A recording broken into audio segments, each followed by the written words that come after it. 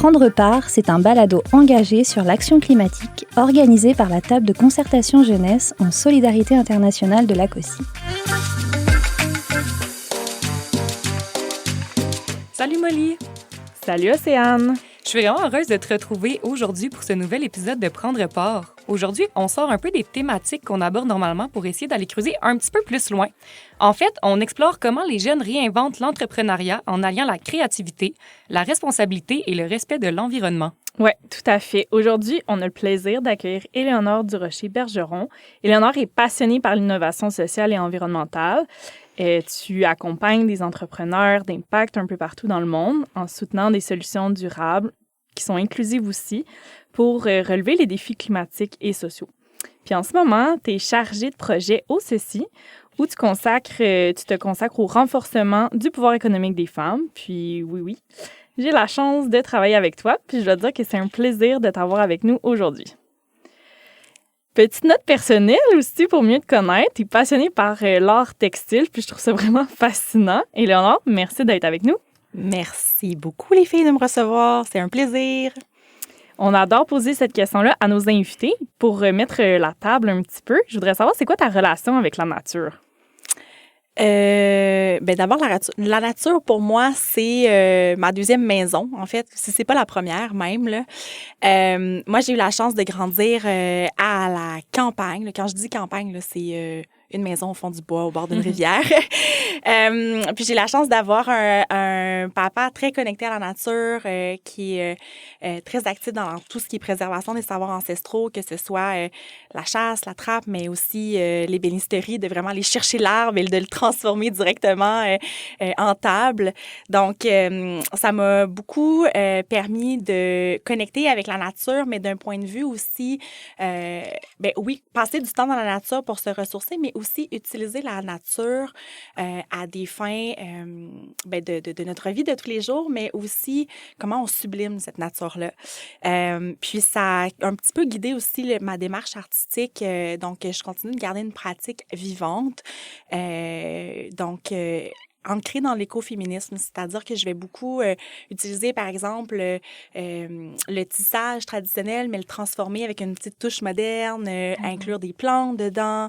Je brode des feuilles vivantes. J'aime ça utiliser, en fait, la nature dans tout ce que je crée pour permettre aux gens de voir à quel point elle est en nous, cette nature-là, puis aussi à quel point on a un lien fragile avec elle.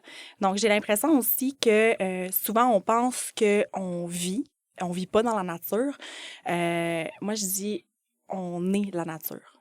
Et je pense que des fois, comme humains, on devrait encore plus s'inspirer, c'est peut-être même plus mes croyances spirituelles, mais encore plus s'inspirer de ce que la nature a à nous enseigner pour guider notre mode de vie, que ce soit quand on observe la cyclicité de la nature. Moi, je pense beaucoup à la biodiversité, donc voir le monde comme un écosystème, puis s'inspirer de cet écosystème-là, tu sais, qui est diversifié, mais que tout est interconnecté, tout s'entraide, tout a une place logique. Ben, je vois la société un peu de cette façon-là aussi. Donc voilà. Puis j'ai la chance de partager mon temps là entre Montréal et le Bas-Saint-Laurent, au Kamouraska, qui est une région magnifique avec une vue imprenable sur le fleuve et des sanctuaires d'oiseaux. Donc ça me nourrit beaucoup, ça m'inspire beaucoup. Tu arrives à trouver ton chemin un peu justement entre ce milieu naturel-là puis le milieu urbain, là, finalement. Merci. Éléonore, tu es passionnée pour l'innovation sociale et environnementale. Est-ce que tu pourrais nous expliquer en quoi l'entrepreneuriat peut jouer un rôle dans notre relation avec la nature et comment est-ce que l'innovation sociale peut transformer cette relation-là pour relever les défis climatiques, finalement? C'est une longue question. Il y a différentes parties de réponse à ça. Je pense que dans un premier temps, j'ai envie de parler du fait que on peut transformer les problèmes environnementaux en opportunités économiques. Puis ça, des fois, je pense que c'est pas une logique à laquelle on pense d'entrée de jeu. Mais donc, les enjeux environnementaux, oui, c'est alarmant. Et puis, oui, ils sont de plus en plus présents. Mais ils peuvent représenter une opportunité d'entrepreneuriat. Parce qu'au final, l'entrepreneuriat, c'est quoi? C'est résoudre un problème. On peut décider de résoudre le problème de vêtir les pieds des gens, donc et de créer des chaussures, mais on peut aussi décider de résoudre un problème, par exemple, comme la salinisation des eaux.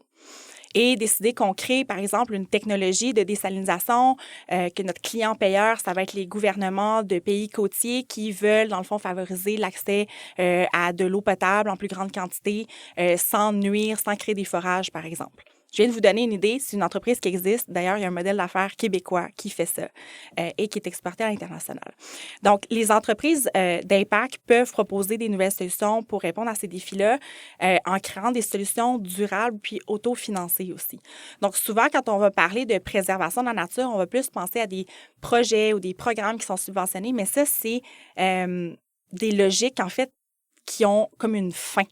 Donc, souvent, on va faire un projet, ça va avoir un impact, mais ça a une fin. Quand on crée un modèle d'affaires, quand on crée une entreprise, dans le fond, elle est autonome au niveau de ses revenus. Bien, c'est ce qu'on espère. Donc, quand on a trouvé une bonne solution puis un modèle de monétisation, donc des clients payeurs pour notre solution, bien, elle va durer dans le temps.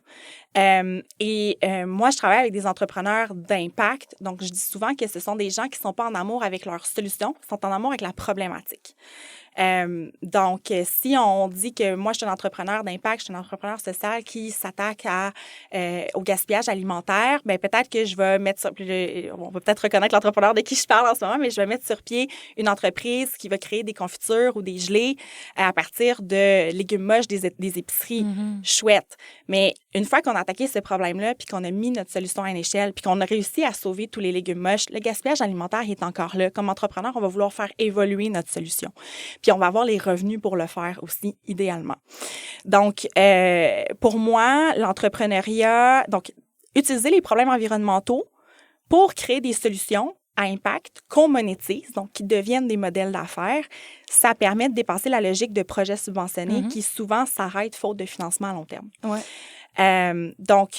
Puis je pense qu'un point clé à souligner, c'est que l'entrepreneuriat d'impact, ça se distingue parce que ça génère des revenus tout en poursuivant des objectifs environnementaux et ou sociaux, dépendamment là, du modèle d'affaires. Donc, c'est un premier élément à ma réponse. L'autre chose que je trouve importante, c'est que c'est ça, c'est cette notion-là de dépasser aussi, donc de créer des modèles d'affaires qui vont au-delà de la survie financière. Tu sais, l'entrepreneuriat d'impact, ça favorise des initiatives qui s'étendent et qui s'adaptent avec le temps, comme je le disais. Donc, la solution, elle évolue avec la problématique. Ça répond pas juste à un problème immédiat, ça s'attaque souvent... en fait, c'est des solutions aussi qui s'intègrent dans la communauté. Donc, les utilisateurs de la solution vont la faire évoluer. Donc, un exemple concret de ça, je pense à un projet auquel le CECI a collaboré à travers le programme de coopération volontaire. On a mis sur pied, je dis pas on, là, en fait, on a soutenu la mise sur pied de coopératives de femmes qui collectaient les déchets autour du lac Atitlán. Plutôt que, on sait que le lac Atitlán au Guatemala là, est extrêmement pollué. Donc, collecter les déchets, elles se sont organisées et elles ont créé, en fait, une mini-filière où elles pouvaient revendre, dans le fond, trier ces matières-là et les revendre dans un modèle d'économie circulaire à des entreprises qui, plutôt que, par exemple, de s'approvisionner en plastique primaire, le prenaient de manière recyclée.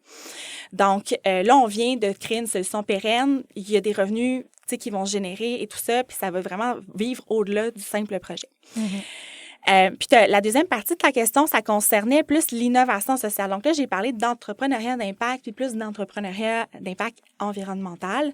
L'innovation sociale, ça ne veut pas nécessairement dire créer une entreprise. L'innovation sociale, c'est la façon dont on trouve des solutions nouvelles à des problèmes sociaux complexes et systémique. Donc, la notion de système est très importante dans l'innovation sociale. Tu me parles de comment ça peut changer notre rapport à la nature. Moi, je pense que l'innovation sociale, ça peut être un moteur pour sensibiliser aux questions environnementales en proposant des approches innovantes et accessibles aussi, plutôt que les messages qu'on est habitué de voir sur les réseaux sociaux ou autres. Puis on peut toucher les gens aussi. En fait, quand on devient un innovateur social, on peut penser à des nouvelles façons de toucher les gens pour les sensibiliser aux enjeux environnementaux. Je pense à un projet de Marie-Hélène, c'est l'écoute, je la salue, qui a créé Hiver en nous, qui est un projet qui a été incubé à la Maison de l'innovation sociale. Elle a développé une démarche où elle permet aux humains en fait, de se reconnecter à la nordicité, au froid, à travers l'art.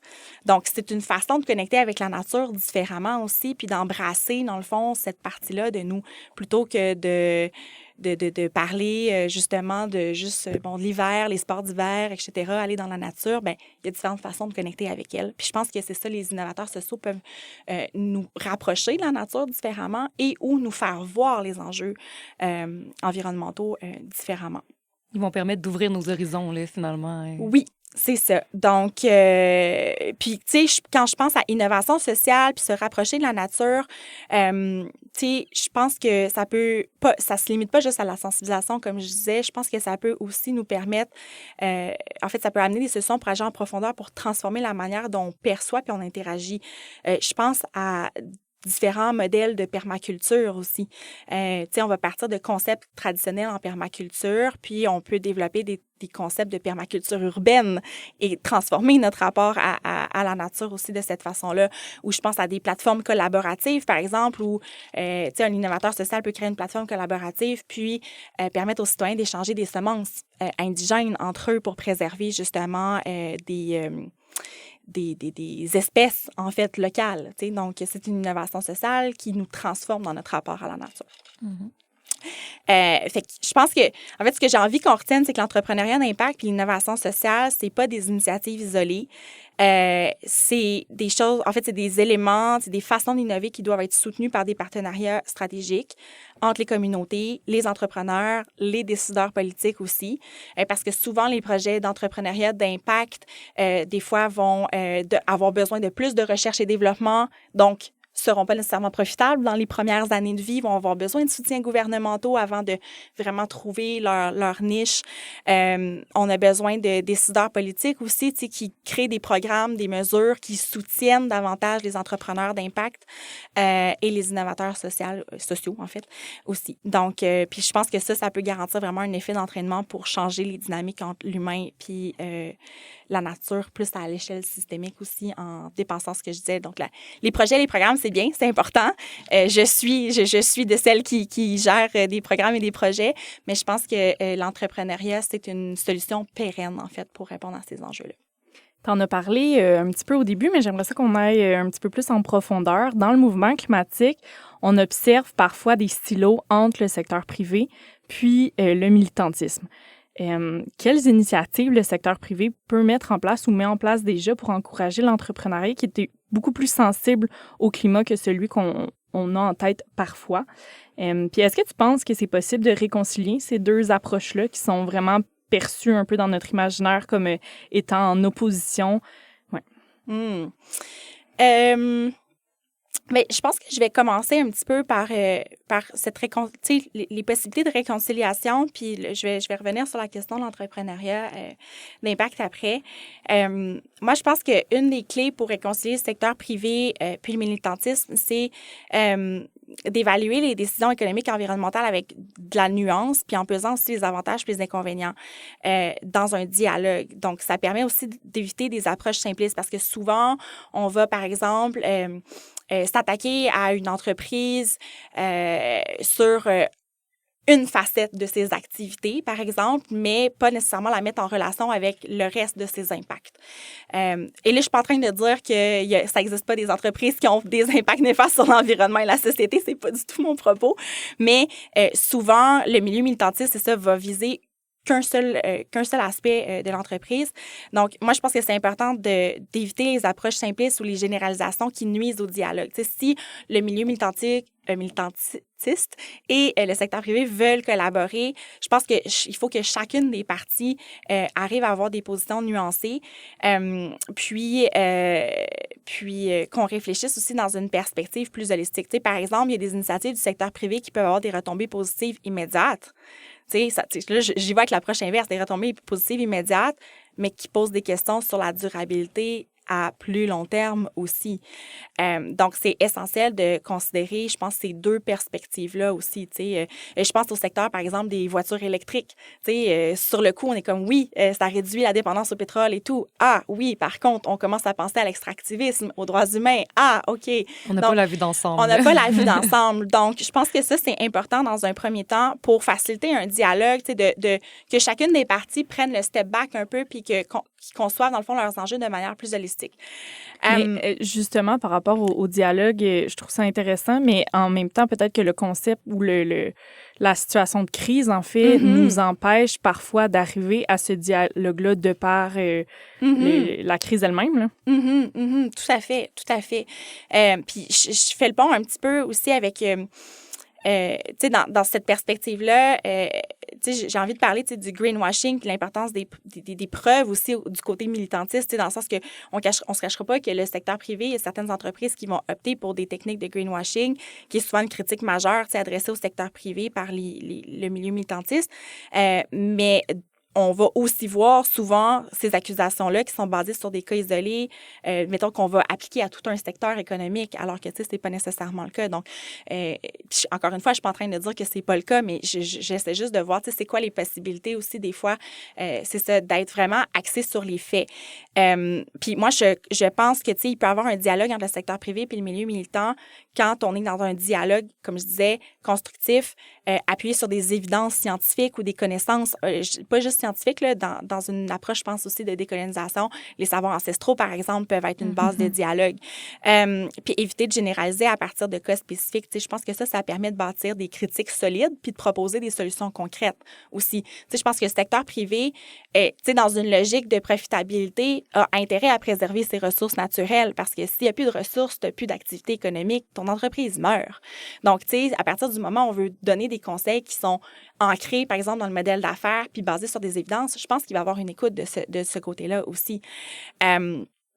Donc, puis un exemple de ça, moi, dans mon quotidien, dans ce que je fais, dans mon poste, je développe des approches de solidarité internationale où on collabore avec des entrepreneurs. Mais on le fait pas à n'importe quel prix. Aussi, on a une politique de collaboration avec le secteur privé où on s'assure de faire ce qu'on appelle une due diligence. On évalue les activités de l'entreprise, à partir de normes comme ISO 26000 ou B Corp, vraiment pour évaluer les pratiques. Puis, c'est sûr que ça va être très rare qu'on va trouver une entreprise qui est 100% parfaite. Mais moi, dans le fond, quand je prends le pas de recul, je me dis, est-ce que l'évaluation des pratiques globales peut révéler qu'il y a vraiment un engagement environnemental? Puis ça se peut qu'il y ait quelques petites lacunes. Mais ça ne va pas m'empêcher de travailler nécessairement avec cette entreprise-là. On voit dans l'ensemble ce qu'elle fait. Fait que, ça, c'est un petit peu pour revenir sur cette question-là du militantisme. Après ça, quand tu penses, tu me demandes, Molly, est-ce que c'est possible de réconcilier ces deux approches-là qui sont souvent perçues comme opposées? La réponse pour moi, c'est oui, puis elle se trouve dans l'entrepreneuriat d'impact.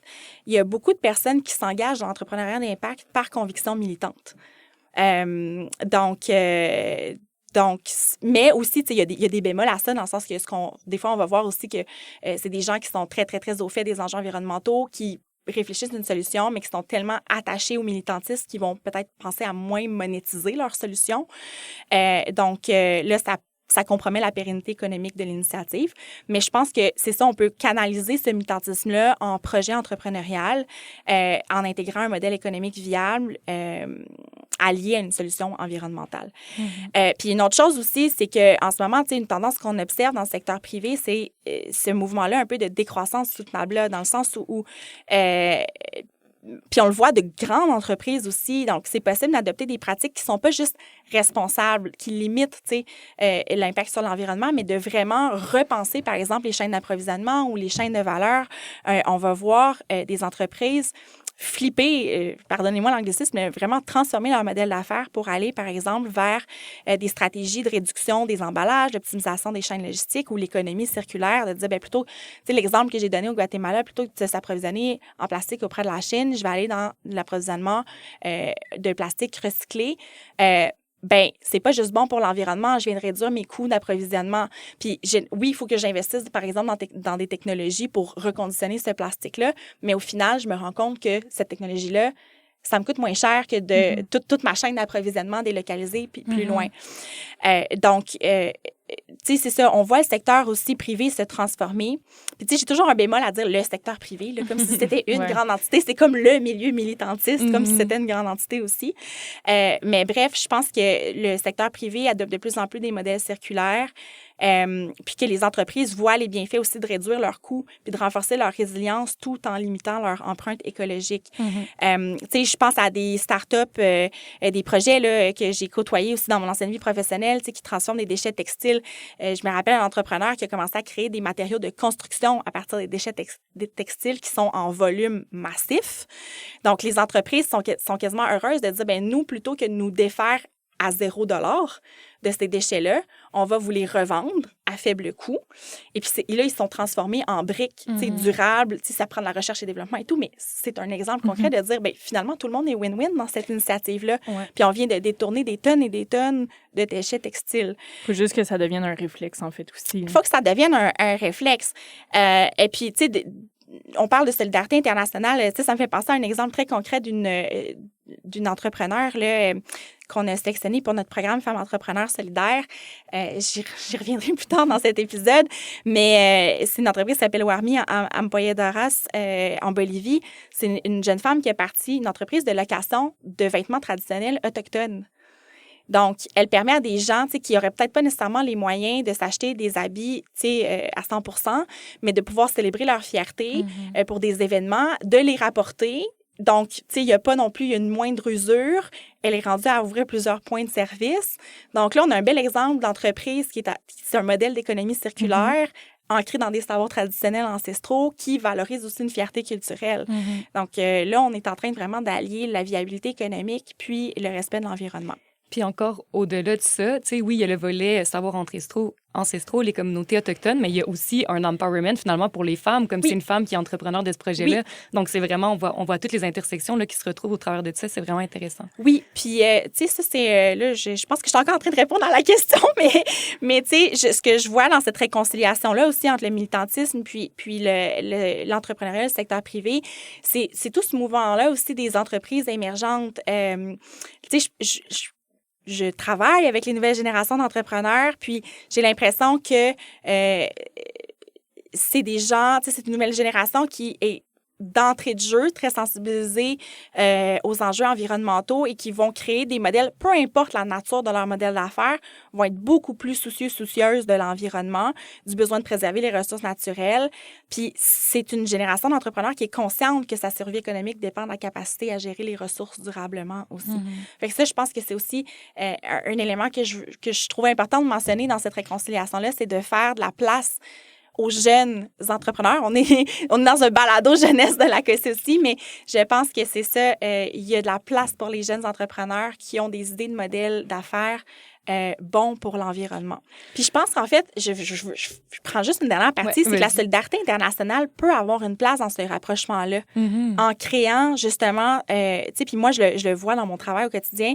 Je pense que la solidarité, les organisations de solidarité internationale, par exemple, qui ont une présence forte à travers des partenaires dans les pays de programmation, peuvent contribuer à créer des espaces de réconciliation aussi basés sur le dialogue, tu sais, qu'on crée des tables rondes pour aligner des attentes, des objectifs avant de développer un projet entrepreneurial pour une communauté, que ce soit quand je pense aussi aux outils internationaux, il y a des outils financiers innovants comme les obligations vertes pour aligner les intérêts économiques et environnementaux.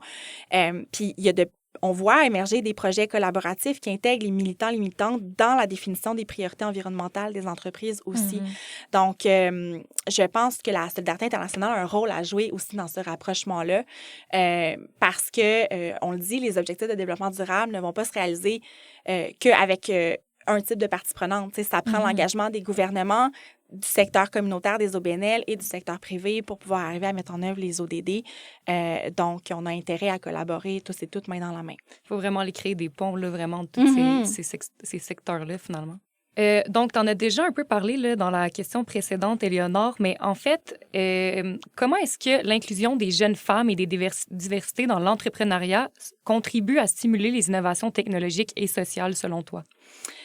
Ben, premièrement, la recherche scientifique en management là, le prouve. Donc, plus il y a de la diversité dans une organisation, plus il y a de la créativité. Et plus il y a de la diversité dans les instances de leadership d'une organisation, plus une organisation va prendre des virages stratégiques aussi innovants. Donc, ça, c'est démontré. Alors, je pense que ça, c'est un premier rapport intéressant. Le deuxième que je constate souvent, c'est que les femmes et les jeunes femmes, dans le fond, vont avoir un leadership qui est davantage ancré dans le respect du vivant. Puis vivant autant les humains que la nature. Donc, puis je pense particulièrement, par exemple, aux jeunes femmes autochtones qui ont souvent une relation très étroite avec la nature, basée sur une vision holistique, qui considère le vivant dans son ensemble. Donc, tu sais, au CECI, dans le cadre de notre programme de coopération volontaire, on soutient plusieurs projets avec l'association APCOM en Bolivie, où des femmes entrepreneurs Chiquitano ont créé des entreprises de produits agroalimentaires et de produits forestiers non ligneux où elles ont des activités économiques pérennes, mais elles réinvestissent leur surplus, leurs revenus dans la préservation de la biodiversité.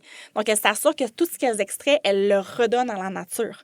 Donc, on voit vraiment que c'est ça, la place des jeunes femmes contribue à définir, je pense, des modèles d'affaires qui sont plus respectueux du vivant. Puis, l'autre chose, je pense qu'on ne peut pas passer à côté d'inclure les jeunes et les gens. Tu sais, quand on parle de diversité, des fois, on oublie qu'il peut y avoir de la diversité à l'intérieur du pays, notamment avec les gens déplacés, par exemple. Tu sais, avec l'accroissement des crises, des conflits, quand on va penser des approches de développement économique, puis dans de nombreuses régions du sud global, en fait, les femmes, les jeunes, les populations déplacées vivent en interaction directe avec les ressources naturelles. C'est leur compte en banque. Ils n'en ont pas de compte en banque. Leur compte en banque, c'est le bois qu'ils vont couper puis qu'ils vont vendre dans la rue. Donc, si on n'inclut pas, dans le fond, ces gens-là dans les solutions économiques aussi, ben je pense qu'on n'arrive pas à des solutions pérennes du tout. Donc, je pense que c'est important de les inclure pour créer des alternatives viables. Tu sais, on pense à des programmes de reforestation communautaire en Afrique de l'Ouest qui impliquent les femmes, les jeunes, puis qui permettent de générer des revenus tout en préservant les forêts. Puis finalement, ben mon dernier élément que je trouve important, tu sais, quand on parle de jeunes, de communautés issues de la diversité, je pense vraiment à l'importance d'avoir des modèles d'affaires qui incluent les savoirs ancestraux, les savoirs locaux aussi comme source d'innovation. Je pense à des projets de miel qu'on a soutenus en Bolivie où on est allé rechercher des techniques d'apiculture ancestrale autochtone qui sont beaucoup plus pérennes, qui conservent mieux les abeilles. Mais tu sais, ça a un peu été perdu, mais finalement, si on les ramène aujourd'hui, ça crée des solutions économiques qui sont beaucoup plus viables.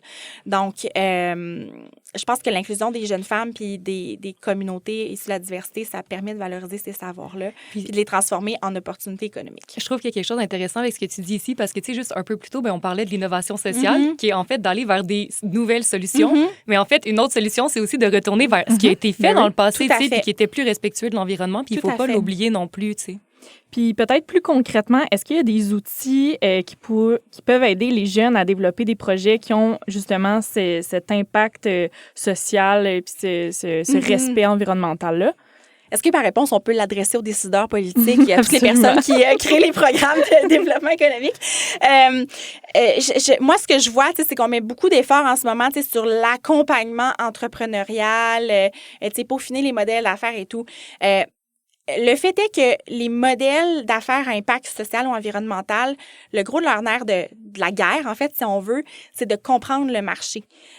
Donc, un levier essentiel pour la pérennité de ces modèles-là, pour les projets à vraiment impact social et environnemental ou d'économie sociale, d'ailleurs, c'est d'avoir une compréhension approfondie du marché. C'est de dire, oui, j'ai une solution, mais à qui je vais la vendre, puis comment je vais le positionner, puis comment je peux peaufiner ma solution pour que ça réponde vraiment à mon marché. Puis ça, il y a peu d'initiatives je m'en vais dire Target, qui focus vraiment sur ça.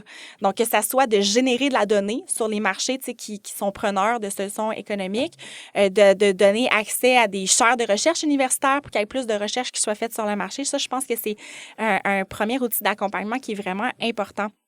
Parce qu'une solution environnementale, elle ne sera pas viable si elle ne répond pas à une demande réelle. Puis, tu sais, quand on parle de demande, on ne parle pas de 3-4 personnes qui trouvent ça cute, là. On parle de marché large où on peut vraiment avoir un beau taux de pénétration puis, tu sais, étendre ses activités économiques.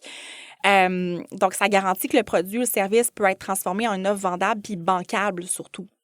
Puis, je pense qu'une chose qui est vraiment au cœur de notre approche au CECI, qui est importante, c'est de développer un écosystème intégré avec une perspective de genre. Donc là, on parle de comment on peut soutenir les jeunes entrepreneurs. Il y a des barrières systémiques pour les jeunes entrepreneurs féminines encore plus exacerbées. Donc, je pense que les femmes entrepreneurs dans la croissance verte font face à des défis spécifiques, puis des barrières structurelles, notamment en termes d'accès à des réseaux professionnels. Tu sais, les femmes ont moins de temps pour faire du réseautage, par exemple, de par leur charge de travail, etc. L'accès aussi au financement n'est pas le même. Donc, ça prend du soutien, ça prend des produits financiers adaptés aux femmes entrepreneurs dans l'économie verte. Donc, ça, je pense que c'est super important aussi. Puis l'autre nerf de guerre, je pense que mes deux angles d'accompagnement, c'est vraiment le soutien par rapport aux données du marché, de trouver des milieux preneurs, puis de favoriser l'accès au financement avec un focus genre aussi. Donc, on le voit, il y a une montée dans plusieurs pays du Nord global où les programmes, tu sais, les gouvernements décident de s'allier au système bancaire pour créer des produits adaptés, tu sais, à certains types d'entrepreneurs qui n'ont pas les mêmes contraintes. Par exemple, tu sais, on sait que les femmes créent plus d'entreprises dans le domaine des services, mais les rendements financiers, tu sais, d'entreprises dans le service versus des technologies croissantes, c'est pas le même. Donc, comment on s'assure de favoriser l'accès au financement des femmes, c'est super important. Puis je pense que là, les ONG et les gouvernements peuvent avoir un rôle pour travailler de pair avec le secteur bancaire, financier. Tu sais, les ONG pour générer des données probantes, tu sais, sur les enjeux vécus spécifiquement par les femmes. Les gouvernements pour créer des produits financiers alternatifs où on assume une part de risque, dans le fond, aussi. Donc ça, je pense que c'est vraiment important. Puis pour revenir à la solidarité, les collaborations internationales comme celle entre le Canada puis les pays des Suds, on le comprend, là, ça joue vraiment un rôle clé dans la transition climatique. Est-ce que tu aurais un exemple d'initiatives de projets qui sont menés par des femmes que tu connais, notamment au CECI, qui illustrent en fait cet impact-là de cette coopération internationale puis l'aspect essentiel de la chose? Là? Ben moi, je pense que... En fait, je crois à une solidarité internationale entrepreneuriale entre PME. Je pense que, d'abord parce que dans les économies autant du Nord que du Sud, les PME sont les moteurs de développement économique. Et souvent, il n'y a pas de... Tu sais, on va soutenir les grosses multinationales à s'exporter ou à s'approvisionner international. On le fait moins avec les PME, les petites et moyennes entreprises. Alors que c'est nos moteurs d'économie résiliente. Je pense que le milieu de la solidarité internationale peut favoriser des opportunités de collaboration justes, équitables et environnementalement pérennes. Tu sais, on pense à, par exemple, des entreprises ici de cosmétiques qui vont s'approvisionner en beurre de karité équitable et bon pour l'environnement au Burkina Faso. Mais ça prend des incitatifs à faire ça aussi. Donc, je pense que les collaborations internationales devraient prioriser les PME en créant des connexions directes entre entrepreneurs des deux côtés.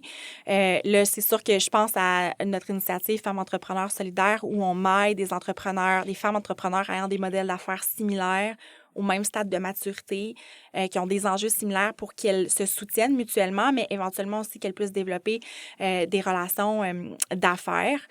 Donc, on pense beaucoup à l'approvisionnement.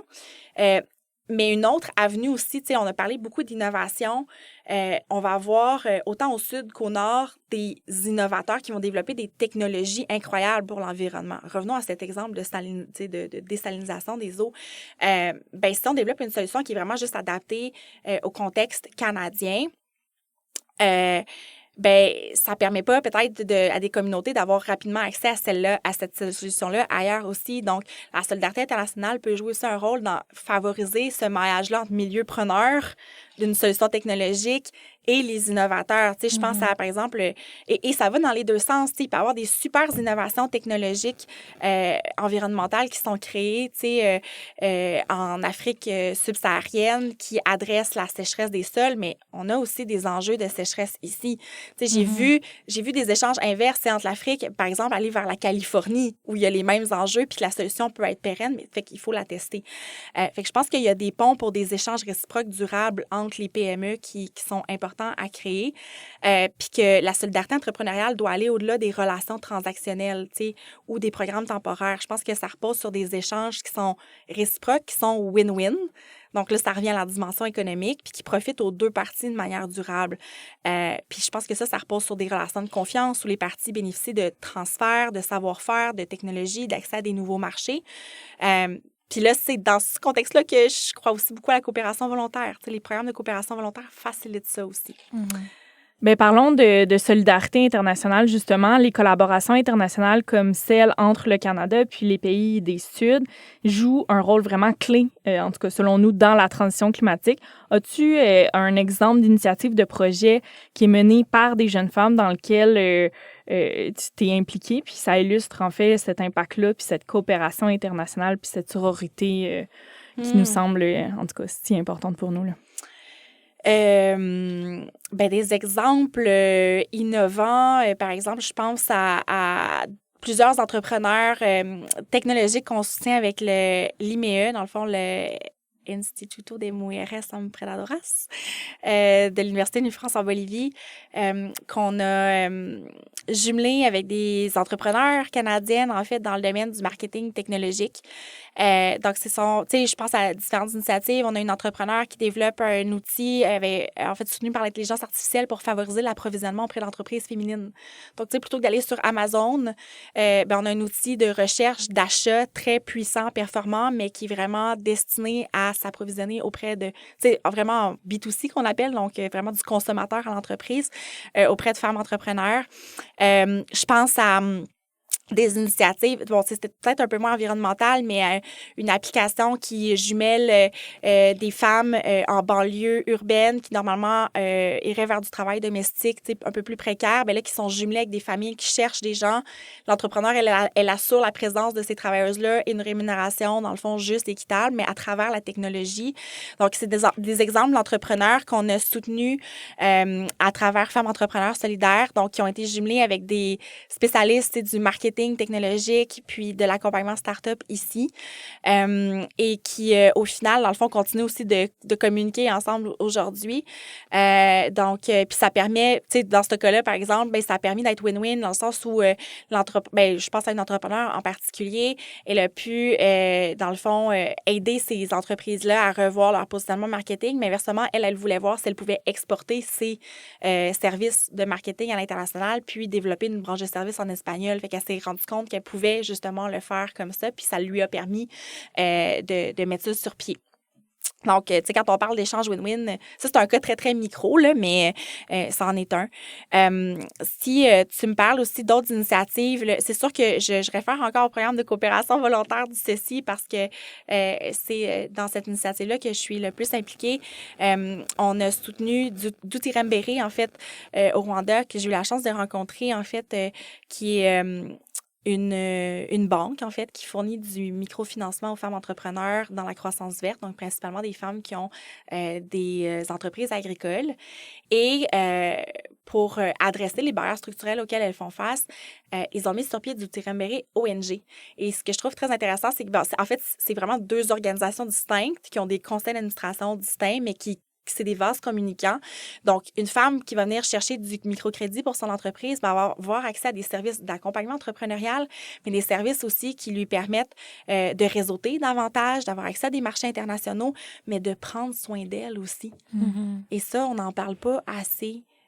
Du care dans l'entrepreneuriat. Tu sais, c'est comme si on est une femme entrepreneur, il faut qu'on soit une Wonder Woman, qu'on soit une entrepreneur, stratège, une mère, une épouse et tout ça. Ça ajoute de la charge mentale aussi de développer une activité économique importante comme celle-là.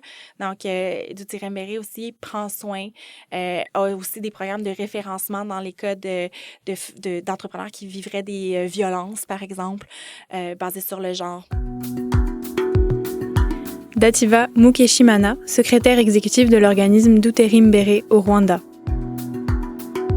Notre organisation a été mise en place au niveau de la décennie 80. Juste après la réunion de Beijing, on avait constaté que les droits à la femme sont vraiment bafoués à tous les aspects. Retour au Rwanda, les femmes conscientes ont pensé que si on travaille l'aspect développement économique de la femme, ça peut apporter une grande contribution au niveau de tous les autres droits.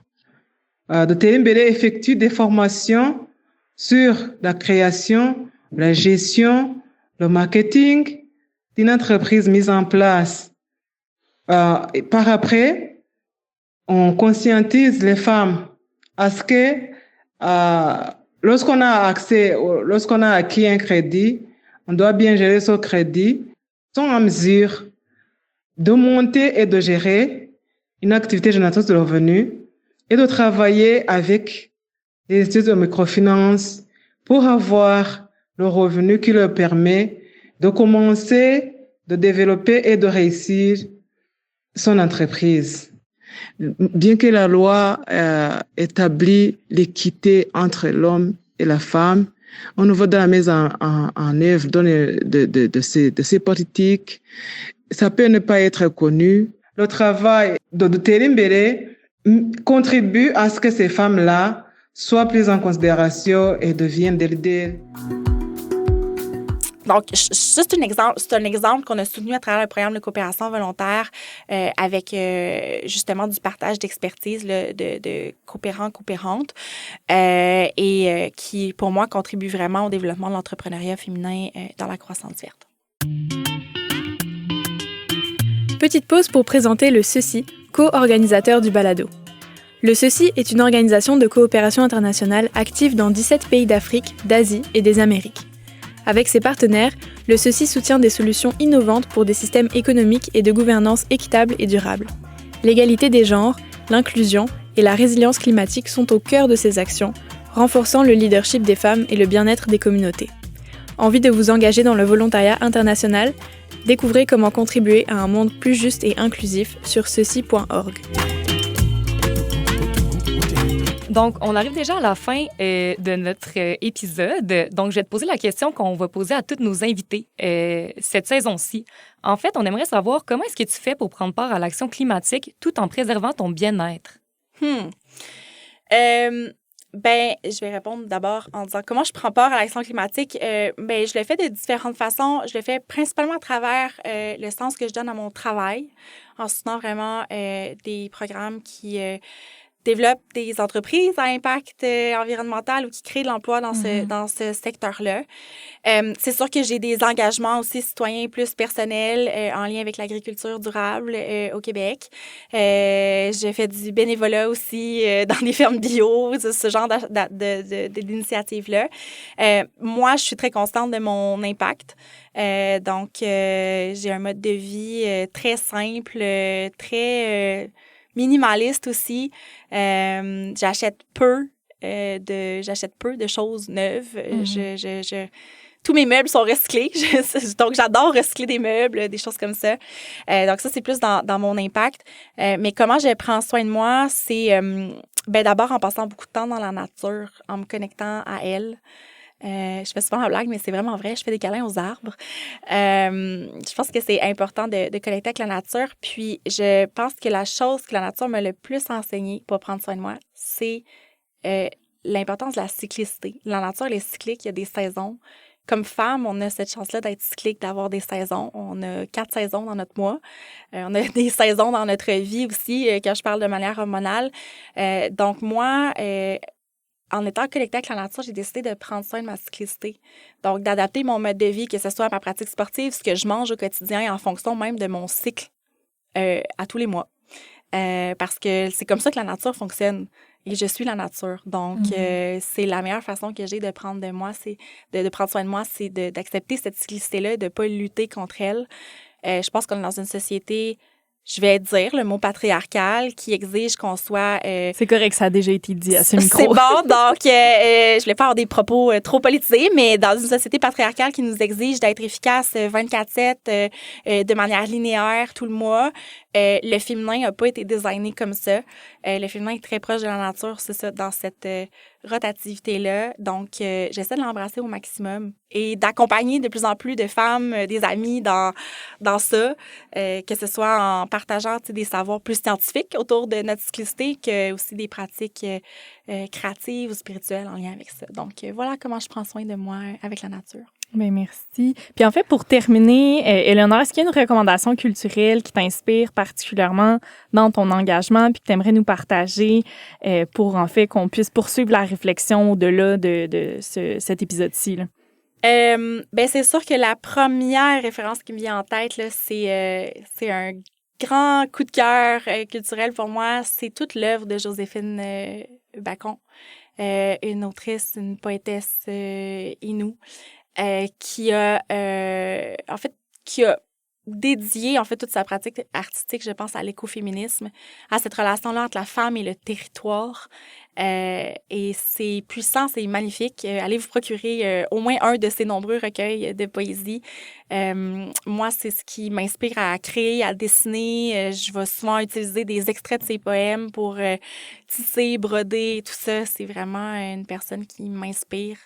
On a la chance qu'elle soit encore vivante et très inspirante. Alors, voilà. Merci beaucoup, Éléonore, d'avoir été avec nous aujourd'hui. Ça a été une conversation qui était vraiment inspirante. Ton témoignage a vraiment bien illustré comment les jeunes, et surtout les jeunes entrepreneurs, imaginent et mettent en œuvre des solutions créatives et responsables en harmonie avec la nature. À la maison, on vous invite à continuer de vous informer, de réfléchir et de prendre part à l'action climatique. Puis merci en fait de nous avoir écoutés. Ça a été un plaisir de te recevoir, Éléonore. Puis on vous dit à bientôt. Ce balado est réalisé grâce à la collaboration entre la table de concertation jeunesse en solidarité internationale de l'ACOSI, le CECI, Catalyso et SUCO. Un grand merci aussi à la radio de CISM pour leur précieux soutien au montage.